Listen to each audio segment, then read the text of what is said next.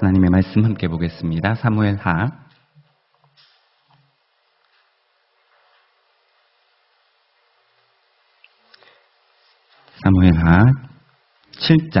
7장입니다. 7장 8절부터 16절에 있는 말씀까지입니다.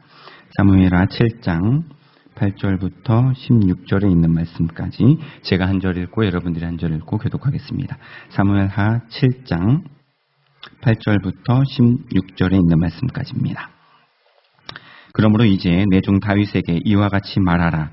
만군의 여호와께서 이와 같이 말씀하시기를 내가 너를 목장 곧 양을 따르는 데에서 데려다가 내 백성 이스라엘의 주권자로 삼고 내가 가는 모든 곳에서 내가 너와 함께 있어 내 모든 원수는 내 앞에서 멸하였은즉 땅에서 위대한 자들의 이름같이 내 이름을 위대하게 만들어 주리라. 내가 또 내 백성 이스라엘을 위하여 한 곳을 정하여 그를 심고 그를 거주하게 하고 다시 옮기지 못하게 하며 악한 종류로 전과 같이 그들을 해하지 못하게 하여 전에 내가 사사에게 명령하여 내 백성 이스라엘을 다스리던 때와 같지 아니하게 하고 너를 모든 원수에게서 벗어나 편히 쉬게 하리라.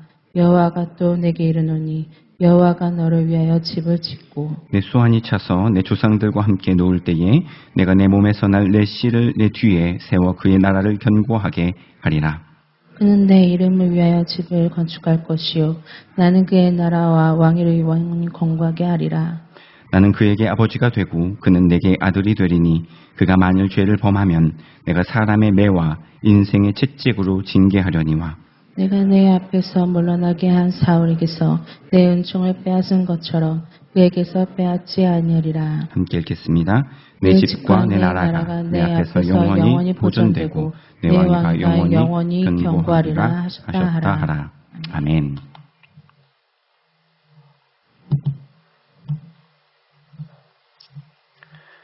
본래의 어형보다 음절이나 형태소가 간략하게 줄어든 말을 거창하게 설명했지만 줄임말이라고 합니다. 시대의 변화에 따라서 이 줄임말이 아주 이렇게 엄청 많아요. 네, 엄청나게 쏟아져 나오고 있는데 제가 요즘 나온 줄임말 문제를 쉬운 것을 골라서 한번 내보겠습니다.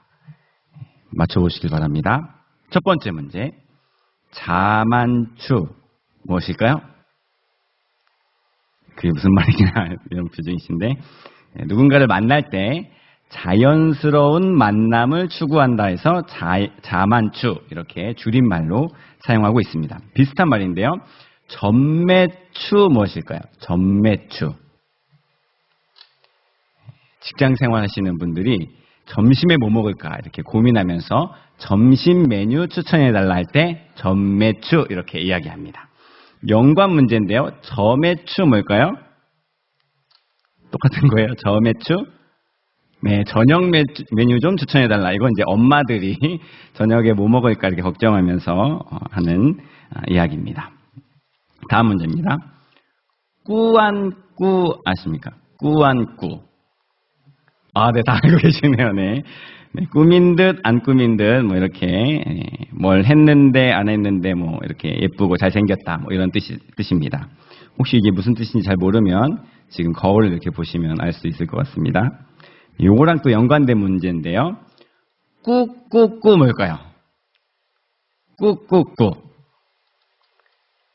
꾸며도 꾸질꾸질하다. 이런 뜻입니다. 마지막 문제입니다. 마지막 문제. 우주복이 뭘까요? 이건 얄턱이 없습니다. 왜냐하면 제가 만들었기 때문입니다. 네. 이 우주복의 뜻은 무엇이냐면요. 우리 가정에 주실 하나님의 축복입니다. 네, 가정의 달을 맞이했고 첫 번째 수요 예배인데요. 오늘 이 예배를 통해서 하나님께서 우리 가정에 주시고자 하시는 복이 무엇인지를 함께 알아가는 귀하고 복된 시간이 되기를 간절히 소망합니다. 우선 우리가 복에 대해서 생각을 해봐야 되기 때문에 복이 무엇인지 개념부터 정리하는 것이 필요할 것 같습니다. 개념을 정리하려면 우리가 백과사전을 봐야 되는데요. 이 백과사전에는 복을 약 두 가지 관점으로 설명을 하고 있습니다. 첫 번째 관점은 불교와 관련된 개념입니다. 불교에서는 대삼재, 소삼재 그리고 팔고라고 불리는 재앙이나 고통에서 벗어나는 것을 복이라고 합니다. 대삼재, 소삼재가 이제 뒤에 재자가 붙었는데 이제 재앙이라는 겁니다. 6가지 재앙이고요. 팔고는 8가지 고통스러운 일이 있다는 것인데 이것이 없으면 복된 인생이다라고 이야기를 하는 것입니다. 두 번째 개념이 있는데요. 두 번째 개념은 유교적 개념입니다. 유교에서는요, 이 복을 직접적으로 언급하는데요. 오복이나 삼복을 누려야 복된 인생이다 이야기합니다. 오복은 뭐 장수, 풍족, 건강, 덕스러운 마음 이런 것들을 뜻하고요. 삼복은 연명장수, 부귀영화, 평강한영 약간 비슷한 내용입니다. 어쨌든 이런 복들, 이 땅에서 누릴 수 있는 그 여러 가지 복된 일들을 내가 경험해야 복이다라고 정의를 하고 있습니다. 그렇다면 성경에서 말하는 복은 무엇일까요? 눈빛으로 대답해 주시기 바랍니다. 불교랑 유교랑 똑같을 것 같다. 네, 손을 드는 게 아니라 눈빛으로 이야기하는 겁니다. 아니다. 뭔가 불교랑 유교랑은 다를 것이다. 네, 눈빛으로 저한테 얘기해 주시면 됩니다. 네, 감사합니다. 여러분들이 눈빛으로 대답해 주셨던 것처럼 성경에서 말하는 복은 세상에서 말하는 복과 다릅니다. 세상에서는 대문이나 방석이나 숟가락이나 젓가락에 복이라고 써놓고 있지만 그런 복이 아니라는 겁니다. 하지만 그렇다고 해서 성경에 그런 복이 아예 나오지 않느냐? 그렇진 않습니다. 구약에 등장하는 복은요, 지금 이 세상에서 말하는 복처럼 가시적이고 물질적이고 현세적입니다. 우리가 일반적으로 생각하는 복과 같은 복입니다. 하지만 그 복이라는 단어를 원어로 살펴보면 다른 점을 발견할 수 있는데요. 복을 의미하는 히브리어 단어는 바라크라고 합니다. 하나님께서 주신다라는 뜻을 가지고 있습니다. 다시 말하면 모든 복은 하나님께로부터 나온다는 것입니다. 하나님께로부터 나오지 않았다면 복이 아니라는 것입니다. 세상에서 말하는 엄청나게 큰 복을 받았다고 할지라도 하나님께로부터 나온 것이 아니라면 복이 아닌 것입니다. 반대로 고통 가운데 있을지라도 어려운 가운데 있을지라도 그것이 하나님께로부터 온 것이라면 그것은 성경에서 말하는 복된 인생입니다. 그래서 신약 시대에 접어들어서는요, 복을 이렇게 표현합니다. 마태복음 5장인데요. 마태복음 5장에서는 여러 가지 복들을 이야기하는데 뭐라고 이야기하면 심령이 가난한 자는 복이 있나니 애통하는 자는 복이 있나니 온유한 자는 복이 있나니 의에 줄이고 목마른 자는 복이 있나니 긍휼히 여기는 자는 복이 있나니 마음이 청결한 자는 복이 있나니 화평하게 하는 자는 복이 있나니. 여기서 끝이 아닙니다. 마지막에는 이렇게까지 복을 표현합니다. 눈에는 절대 보이지 않는 복인데요. 이것이 복이라고 말씀하고 계십니다. 이어지는 말씀은요, 우리가 비장한 각오로 함께 읽어보도록 하겠습니다. 10절입니다. 시작. 의를 위하여 박해를 받는 자는 복이 있나니 나로 말미암아 너희를 욕하고 박해하고 거짓으로 너희를 거슬러 모든 악한 말을 할 때에는 너희에게 복이 있나니. 아멘. 신약성경은요, 이런 것이 복이다 라고 이야기를 하고 있습니다. 그 뜻도 이와 마찬가지입니다. 헬라어로 표기되어 있는데요, 헬라어로 표기된 복이라는 단어의 뜻은 율로기아라고 이렇게 표기했는데 그 뜻은 눈에 보이지 않는 비가시적이고 영적이고 내세적인 의미를 가지고 있습니다. 뭔가 다른 것 같아 보이지만 사실은 구약이나 신약이나 의미는 같습니다. 하나님께서 주시고자 하시는 것이 복이고요. 더 중요한 것은 그렇게 하나님께서 주시고자 하시는 그 복을 우리가 어디에 사용하느냐입니다. 그 복이 가시적인 복이든 비가시적인 복이든 상관없이 하나님께로부터 온 그 복들을 가지고 이 땅에 우리 모두는 하나님 나라를 세워가는 사명을 감당해야 할 것입니다. 하나님 나라를 세운다라고 이야기했을 때의 신약의 복들, 우리가 방금 읽었던 복들을 생각해 보면 그것으로 하나님 나라 세울 수 있겠다 이런 생각을 하게 되지만 구약에 나오는 복들을 볼 때는 그런 의미를 잘 찾아보기가 힘들 것 같아서 오늘 제가 구약의 본문을 골랐습니다. 오늘 본문을 통해서 하나님께서 주시고자 하시는 그 복, 분명히 눈에 보이는 것이고 이 세상에 있는 것에서 좋은 것처럼 보이는 것들인데 이것이 하나님께서는 어떤 의미로 우리 가운데 말씀해 주시고 사용하셨는지를 함께 확인하는 시간을 갖도록 하겠습니다. 우선 본문 8절과 9절인데요. 8절과 9절을 함께 읽어보도록 하겠습니다. 8절 9절입니다. 시작. 그러므로 이제 내 종 다윗에 이와 같이 말하라. 만군의 여호와께서 이와 같이 말씀하시기를 내가 너를 목장 곧 양을 따르는 데에서 데려다가 내 백성 이스라엘 주권자를 삼고 내가 가는 모든 곳에서 내가 너와 함께 있어 내 모든 원수를 내 앞에서 멸하였은즉 땅에서 위대한 자들의 이름같이 내 이름을 위대하게 만들어 주리라. 아멘. 첫 번째 복은요. 주권자로 세우겠다라고 8절에 이야기를 하고 있습니다. 하나님께서 다윗에게 이스라엘의 주권자로 삼아주시겠다 이렇게 축복을 하고 있는 장면입니다. 주권자 이런 이야기를 듣게 되었는데요. 이 단어의 의미는 이 세상의 어떤 주권을 가지고 주인된 권세를 가지고 있는 사람을 뜻하는 단어입니다. 가시적이고 물질적이고 현세적입니다. 하지만 이 단어를 히브리 원문으로 살펴보면 조금 다릅니다. 히브리 말로 주권자라는 그 단어는 어떤 뜻을 가지고 있냐면 자라는 뜻을 가지고 있습니다. 잠을 자는 것이 아니라 선을 긋는 기구, 자를 의미합니다. 다시 말하면 주권자는 세상의 권세를 잡은 사람이 된다는 것보다는 세상에 선을 그어주는 사람이 된다라는 의미입니다. 결국 세상에서 이름이 유명해지는 사람이 아니라 세상에서 높아지는 사람이 되는 것이 아니라 그냥 이 세상에 어떤 선을 그어주는 것인데 그 선을 긋는다는 것은 기준이 된다는 것을 의미합니다. 지금 이 시대는 기준을 상실한 시대입니다. 모두가 자신이 기준이 되어서 살아가고 있습니다. 다 자기가 옳다고 이야기해요. 모두가 내 중심이고 다 자신의 만족과 유익을 위해서만 살아가기 바쁩니다. 이웃을 위해 헌신하는 일, 하나님을 위해 헌신하는 일, 어려운 사람을 돕는 일, 나라와 민족을 위해서 목숨을 바쳐 일하는 사람들이 많지 않은 것이 현실입니다. 사실 하나님께서 세상을 창조하실 때 세우신 기준은 그것이 아니었습니다. 하나님께서 우리에게 주신 기준은 무엇이냐면 하나님을 사랑하고 이웃을 사랑하라는 계명입니다. 이 계명에는요, 자신을 사랑하라는 명령이 없습니다. 나를 사랑해서 내가 원하는 대로 내 만족과 내 유익을 위해서 살아가는 것은 하나님의 기준이 아니라 세상의 기준이라는 것입니다. 세상은 개인적이고 세상은 나만 잘 되면 그만입니다.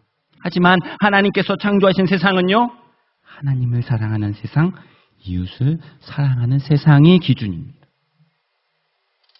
이렇게 원래의 기준을 상실한 세상에 하나님 나라의 기준을 제시하는 사람이 되는 것이 주권자입니다. 그 새로운 기준, 하나님 나라의 기준은 나를 사랑해서 내 유익과 내 만족을 위해 일했던 모든 것들을 내려놓는 것이죠. 그리고 하나님을 위해서, 이웃을 위해서 내 삶을 섬김의 삶으로 내어놓는 것입니다. 그때 우리가 세상의 주권자가 되는 것입니다. 이 세상은 기준을 잃어버린 세상인데요. 이 세상 속에서 하나님 나라의 기준을 선포하기를 하나님께서 간절히 원하시면서 성도된 우리에게 주권자가 되는 복을 허락해 주신 것입니다. 우리 모두가 이 복을 사모하고 이 복대로 풍성히 이 땅 가운데 하나님 나라의 기준을 선언할 수 있는, 선포할 수 있는, 삶으로 증명할 수 있는 저와 여러분들이 되기를 주님의 이름으로 간절히 소망합니다. 두 번째 복이 있는데요. 두 번째 복은 위대하게 해주시겠다라는 복으로 9절에 나옵니다. 이름이 위대해진다라는 것은 어떤 의미일까요? 이름이 위대해진다라고 한다면 어떤 능력이 탁월한, 그래서 높은 자리에 올라가는 것을 우리가 상상하게 됩니다. 성공해서 돈도 많이 벌고 높은 지위를 가지고 권세를 가지는 사람들, 혹 자녀들이 좋은 대학 가고 좋은 직장에 가는 사람들이 위대한 사람이다라고 생각하게 될 것 같습니다. 하지만 이 위대하다라는 단어도요, 히브리 원문으로 보면 조금 다른 뜻을 가지고 있습니다. 물론 위대하다라는 뜻도 가지고 있지만 조금 더 우선적으로 뜻하는 의미가 있는데, 그것이 무엇이냐면 필요한 사람입니다. 다시 말하면 위대한 사람이 된다는 것의 뜻은 꼭 필요한 사람, 쓸모있는 사람이 되는 것을 의미합니다. 어떤 탁월한 능력을 요구하는 것이 아닙니다. 높은 자리에 올라갈 만한 어마어마한 스펙이 필요한 것도 아니에요. 어떤 자리는 상관없이 꼭 필요하고 쓸모있는 사람이 되는 것이 바로 복입니다. 그것이 하나님께서 말씀하신 복입니다. 그것이 하나님께서 생각하시는 위대한 사람입니다. 이 꼭 필요한 일, 누군가는 꼭 해야 하는 일, 그런 일들이 이 세상에 아주 많습니다. 그리고 그런 일들은 보통 쉬운 일이 아니라 어렵고 힘든 일입니다. 돈을 많이 버는 일이 아니라 돈을 조금 적게 버는 일일 때가 많습니다. 높은 자리가 아니라 낮은 자리일 때가 많고요. 그런데 그 자리에 가는 것이 복이라고 하나님께서 우리에게 말씀해 주고 계신 것입니다. 세상의 기준을 따른다면요, 위대한 것, 위대하다라고 이야기할 때 위대하지 않은 것이 생깁니다. 잘하고 못하는 것, 1등과 꼴등이 나눠지는 것이죠. 그렇게 세상의 잣대를 가지게 된다면 우리 모두가 귀천을 따지게 됩니다. 어떤 것은 귀한 일이고 어떤 것은 천한 일이다. 하지만 신앙생활을 한다는 것은 무엇이냐면요, 개념을 다시 정리하는 겁니다.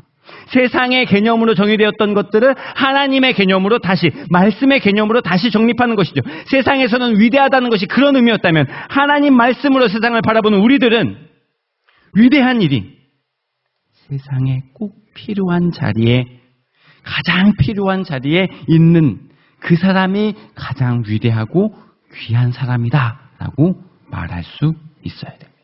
그것을 말할 뿐만 아니라 내가 그 자리에 가 있을 수 있어야 하는 것입니다. 그렇게 필요한 곳, 그곳에서 쓸모있는 일을 하는 사람이 위대한 사람입니다. 여러분들의 삶이 꼭 필요한 곳에서 소금과 빛의 역할을 감당하는 위대한 삶으로 풍성한 복을 누릴 수 있게 되기를 간절히 소망합니다.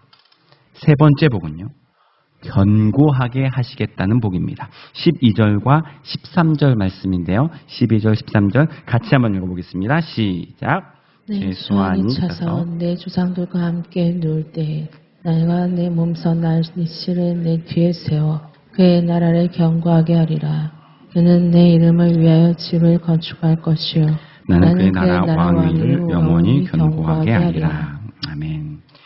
이 말씀은요, 견고하게 하겠다라고 말씀하시는데요, 지금까지 우리에게 주시겠다고 하셨던 복, 주권자가 되고 이름이 위대해지게 해주겠다는 그 복이 우리에게뿐만 아니라 우리 자녀들에게까지 견고하게 이어지게 하시겠다는 축복입니다. 우리 부모된 세대들의 가장 큰 걱정은요, 우리 자녀들에게 있습니다. 자녀들의 미래에 대한 걱정이 가장 큰 걱정입니다. 게다가 크리스천인 부모들에게는 더 중요한 걱정이 있는데요, 그것은 바로 우리 자녀들의 신앙의 문제입니다. 보통 자녀들이 어렸을 때는 교회를 잘 갑니다. 하지만 나이가 들면 들수록 교회를 잘 나오지 않는 것이 현실입니다. 그런데 하나님께서 우리 자녀들의 신앙이 흔들리지 않게 하시겠다라고 오늘 이 말씀을 통해서 약속해 주고 계신 겁니다. 그럼 어떻게 흔들리지 않게 해주시느냐? 14절과 15절에 나와 있습니다. 14절과 15절 말씀 같이 한번 읽어보겠습니다. 시작. 나는 그에게 아버지가 되고 그는 내게 아들이 되리니 그가 만일 죄를 범하면 내가 사람의 매와 인생의 채찍으로 징계하려니와 내가 내 앞에서 물러나게 한 사울에게서 내 은총을 빼앗은 것처럼 그에게서 빼앗지는 아니하리라. 아멘.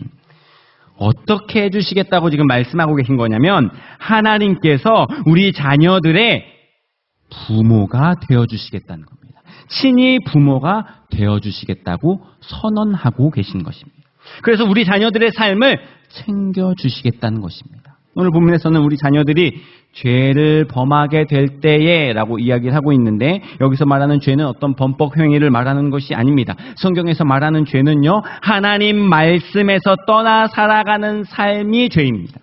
그렇게 우리의 자녀들이 하나님의 말씀을 떠나서 살아가기 시작할 때에 하나님께서 부모가 되어주셔서 친히 부모가 되어주셔서 그 신앙을 견고하게 세우기 위해서 사람의 매와 인생 채찍으로 징계하시겠다고 말씀하시는 것입니다. 그렇기 때문에 이 징계가 우리 가정에는 복이 되는 것입니다. 사실 징계라고 하면 무섭습니다.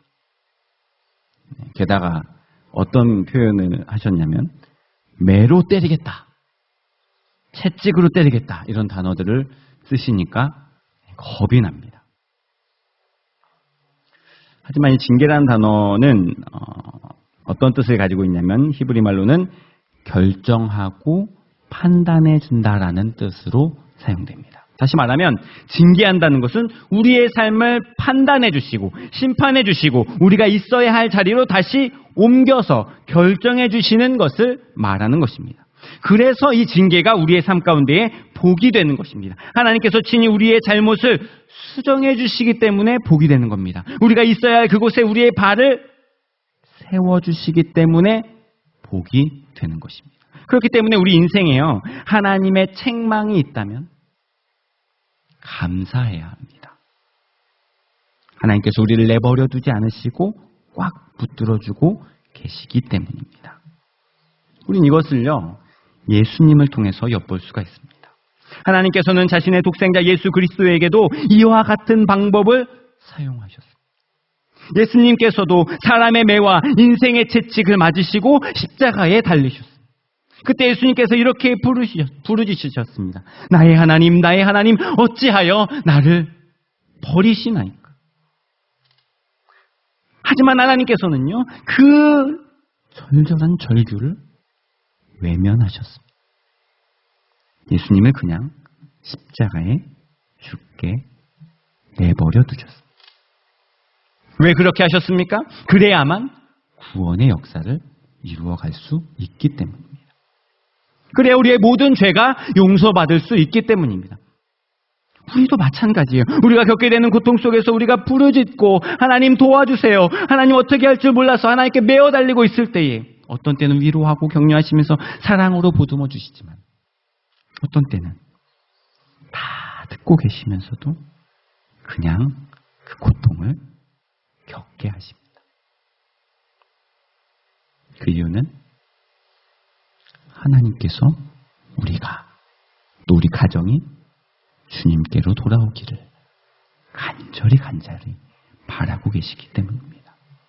우리가 세상의 길에 서 있는 것이 아니라 구원의 길에 서 있기를 간절히 소망하시기 때문입니다. 그래서 우리는 우리의 삶 가운데 일어나는 모든 일들 속에서 선하신 하나님의 뜻을 항상 발견할 수 있어야 합니다. 그 고통의 시간들, 그 슬픔의 시간들, 그 절망의 순간들이 온 가족을 하나님께로 인도하는 축복의 시간임을 기억하는 복된 가정이 되기를 바랍니다. 지금 우리는 온 가족 복음화를 위한 7주간의 여정을 계속 이어가고 있습니다. 이 기간 동안 우리가 자녀들을 위해서 혹은 부모님들을 위해서 혹은 남편과 아내를 위해서 기도로 뿌리는 그 눈물의 씨앗들, 그 씨앗들을 통해서 하나님께서 귀한 가정을 견고하게 세워주시고 특별히 믿음의 가정으로 우뚝 세워주시는 은혜가 있기를 주님의 이름으로 간절히 소망합니다. 이것이 바로 우주복입니다. 원래 우주복은 입으면 무겁지만 이 우주복은 입으면 우리 가정에 놀라운 축복의 은혜가 넘쳐나게 됩니다. 하나님께서 우리 가정에 주시고자 하시는 복, 우주복. 이것은 땅에 속한 것이 아닙니다. 눈에 보이는 것이 아니에요. 세상의 기준과는 전혀 다른 것입니다. 하지만 우리 모두가 그 복을 소망하고 갈망하면서 그 복을 누릴 수 있는 가정이 되어서 겉으로 보이진 않지만 우리 모두 우주복을 입고 다음 주부터 나타나서 5월 한 달 동안 하나님의 놀라운 축복 가운데 있는 우리 모두가 되기를 주님의 이름으로 간절히 소망합니다. 우리가 주신 말씀 붙들고 함께 찬양하면서 기도하는 시간을 갖도록 하겠습니다. 함께 고백할 찬양은요, 때로는 너희 앞에라는 찬양인데 부제로 축복송이라고 되어 있습니다. 그런데 이 가사의 내용을 보면요, 이게 축복송이 맞나 싶을 의문이 드는 찬양입니다. 첫 번째 시작을 어떻게 하냐면 때로는 너희 앞에 어려움과 아픔이 있을 것이다, 이렇게 이야기를 해줍니다. 그런데 이것이 왜 축복송이냐면 그래도 그 모든 일이 주님께서 우리를 믿음의 길로 이끌어 주시는 것임을 기억하면서 담대하게 나아가라, 이것이 바로 복이다 라고 우리에게 알려주는 찬양입니다. 2절은 더 어렵습니다. 2절에는요, 우리가 사실 이 땅을 살아가기도 참 벅차고 힘든, 이제 매일매일 그 힘든 삶을 살아가고 있는데 축복한다고 하시면서 이렇게 말합니다. 너는 택한 족속이요 왕같은 제사장이요. 하나님 우리를 자녀 삼아 주셨다는 겁니다. 그 하나님의 자녀가 되었다는 것이 짐이 아니라 복이라는 것을 알려주는 찬양입니다. 그렇게 이 땅에 하나님의 기준을 전하는 제사장으로 꼭 필요한 소금과 빛의 역할을 감당하는 거룩한 나라로 사명을 감당하는 것이 복이라는 귀하고 복된 찬양입니다. 이 찬양을 통해서 우리에게 주시는 그 복된 삶을 하나님께서 사용하셔서 영광 받으시고 이 땅에 하나님 나라를 세워가겠습니다 라고 하는 간절하고 비장한 각오로 우리 함께 서로를 축복하며 또 자신을 축복하며 우리 가정을 축복하며 찬양하겠습니다.